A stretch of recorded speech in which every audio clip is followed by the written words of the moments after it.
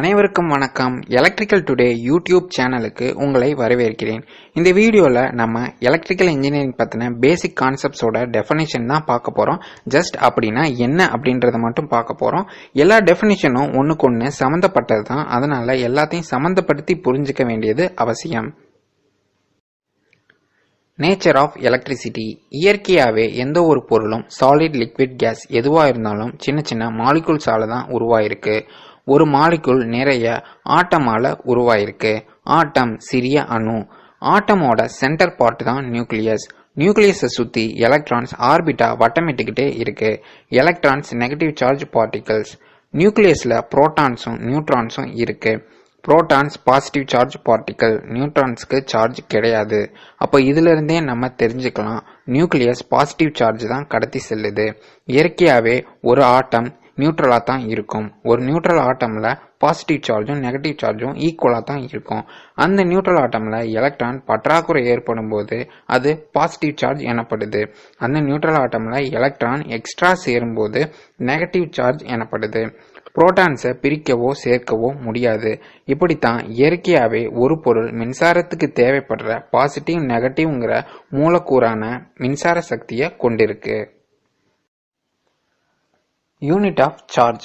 1785ல் கூலம்னா இரண்டு சார்ஜுக்கு இடையில உள்ள அழுத்தத்தை பற்றி ஆராய்ச்சி பண்ணுறாரு.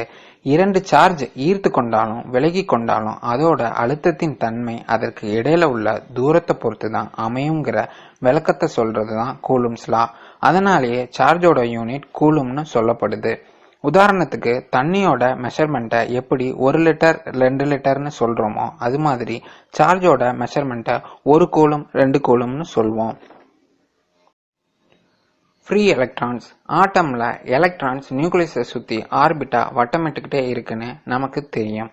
அதில் கடைசி ஆர்பிட்டில் சுற்றிக்கிட்டு இருக்க எலக்ட்ரான்ஸ் தான் வேலன்ஸ் எலக்ட்ரான்ஸ். காப்பர், அலுமினியம் போன்ற சில மெட்டல்ஸில் இந்த வேலன்ஸ் எலக்ட்ரான்ஸ் வீக்காக தான் அட்டாச் ஆகியிருக்கும். அதை எளிமையாக பிரிக்க முடியும். அந்த மாதிரி எலக்ட்ரான்ஸ் தான் ஃப்ரீ எலக்ட்ரான்ஸ்னு சொல்கிறோம். ஆனால் எல்லா வேலன்ஸ் எலக்ட்ரான்ஸும் ஃப்ரீ எலக்ட்ரான்ஸ் கிடையாது.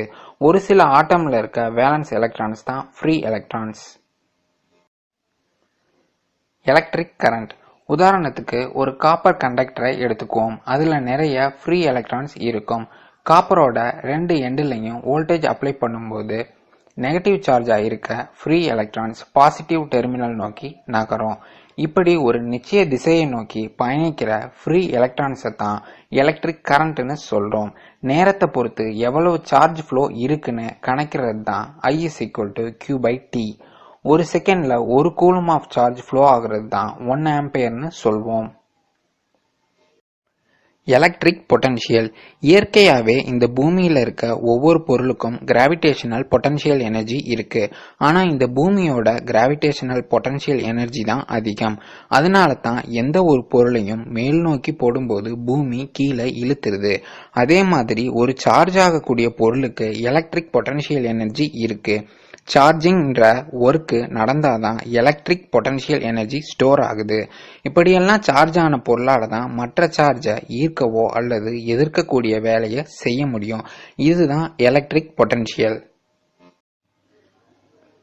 EMF எலக்ட்ரோமோட்டிவ் ஃபோர்ஸ்னு சொல்லுவோம். உதாரணத்துக்கு ஒரு பேட்டரி எடுத்துக்குவோம். அந்த பேட்டரி 1 கூலும் ஆஃப் சார்ஜுக்கு எவ்வளவு எனர்ஜி தருது அப்படின்றது தான் EMF. இப்போ 4 ஜூல்ஸ் ஆஃப் எனர்ஜியை 1 கூலும் ஆஃப் சார்ஜுக்கு பேட்டரி தருதுன்னா அந்த பேட்டரியோட EMF 4 வோல்ட்ஸ்னு சொல்கிறோம். பேட்டரியில் நடக்கிற கெமிக்கல் ஆக்ஷனால தான் 1 கூலும் ஆஃப் சார்ஜுக்கு குறிப்பிட்ட எனர்ஜியை பேட்டரி தருது. Potential difference. உதாரணத்துக்கு ஒரு கண்டக்டர் எடுத்துக்குவோம். அதோட ஒரு முனையை ஏனும் மறுமுனையை பீனும் வச்சுக்குவோம்.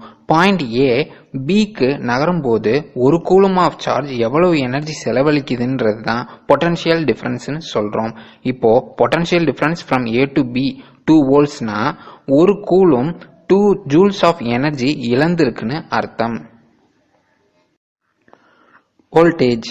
வோல்டேஜும் பொட்டன்ஷியல் டிஃபரன்ஸும் ஒன்று தான். ஆனால் நடைமுறையில் கரண்ட் ஃப்ளோ ஆக தேவைப்படுற ப்ரெஷர் தான் வோல்டேஜ்னு சொல்கிறோம். இந்த வார்த்தை எளிமையாக புரிஞ்சுக்கிறதுக்கு உதவியாக இருக்கும்.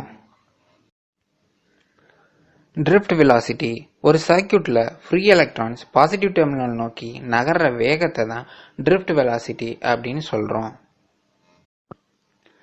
ரெசிஸ்டன்ஸ் ஒரு சர்க்யூட்ல கரண்ட் ஃப்ளோ ஆகிற அளவை குறைக்கிறதுக்கு பயன்படுத்துகிற டிவைஸோட தன்மையை தான் ரெசிஸ்டன்ஸ்னு சொல்கிறோம்.